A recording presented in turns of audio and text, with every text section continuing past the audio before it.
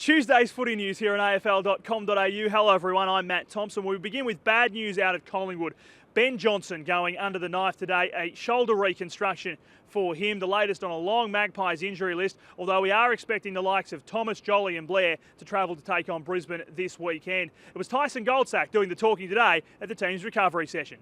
Yeah, huge blow. I mean, just his run of half-back's pretty crucial to our game plan, you know, and the more runs we can have down there, the better it is for us. So, one of our key players, and to have him miss for the majority of the season, it's pretty bad. But I mean, like I said, we got other boys that can play the role. Simon Buckley got 30-odd touch on the weekend, so he can kind of play that role as well. And give him a few more games, and he'll be playing good footy. So it's not great for Jono, and we all feel for him, but he'll be back before we know it.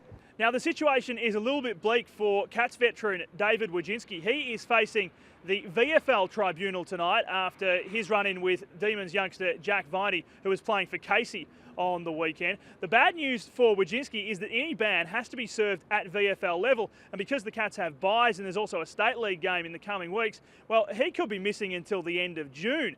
Here's Cats coach Chris Scott. Yeah, it's disappointing, but at the same time, we've got to make sure we play within the rules. I actually saw the incident. I wasn't far from it at all, and it was split second. It was very tight. So I guess from one perspective you could say he's a little bit unlucky, but it is an interesting situation, isn't it? If he gets 3 weeks, he effectively gets 7. To the City of Churches now, where Matthew Primus remains the story. Some sensational headlines in the press yesterday, as we know, calling for the coach's head. It's been rubbished by players and administrators at the Power alike. Today it was Jackson Trengove, the latest to jump to his coach's defence. We're 100% behind him, and I think it's laughable that they're actually bringing this up in the media and saying that he hasn't developed their group and pushed us forward. I mean, we've definitely developed. We're not happy with what we put up on the weekend, and I think we're the first to say that, and Matty will be the first to say that. But to question his jobs, it's a joke, really. A win equals fun times at Tigerland, kicking the ball at your teammates while they lie motionless on the ground and aiming to kick the ball into a bin among the drills. It's a bit of light-hearted fun, yeah. There'll be cameras here every week now. Yeah, so I'll be down here and waiting for that opportune moment when someone does get hit. Jack Revolt admitting he welcomed Coach Damien Hardwick's strong public views on his form. It's great to hear that from the senior coach. It's honest. I don't want the senior coach pissing in your pocket telling you, oh, you're going all right, things will turn around and all that sort of stuff. You want honest feedback. If you want to be a good player in the AFL, then you've got to be ready to hear that sort of stuff, and you've got to be willing to act on it too. So I'd rather someone tell me straight up front of my face what I'm doing wrong, and then be blunt with it, so I can get proactive, get on the right foot and fix those sort of things. Revolt says he was never playing injured, and his form slump is over.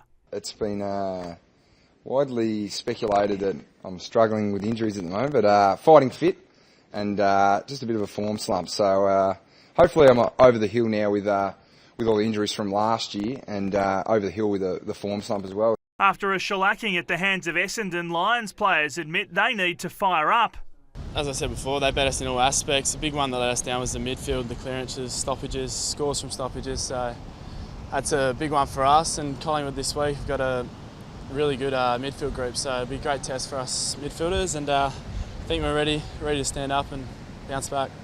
Saints big man Justin Koschitzke is confident the void can be filled, despite Ben McAvoy being sidelined with a knee injury for up to 6 weeks. You saw Blakey do the role the other night and compete really well. And Reece is obviously capable of playing on the ball as well. So if we just take up a little bit of that slack, I'm sure we can cover for him. And finally, back to the Cats, Stephen Motlop has won the NAB Rising Star nomination for round 6 after his performance against the Demons. I knew I was eligible, but I just played it cool. And that is a wrap on Tuesday's footy news for you here at AFL.com.au. But of course, the stories will keep on coming. Fremantle's Greg Broughton challenging at the AFL Tribunal tonight. We'll keep an eye on that for you. We'll also head to the VFL Tribunal and find out exactly what does happen with David Wojcinski, whether or not they go light on him so that he doesn't have to miss all those extra weeks by default. For now, though, that is the very latest. Keep clicking back. Talk to you soon.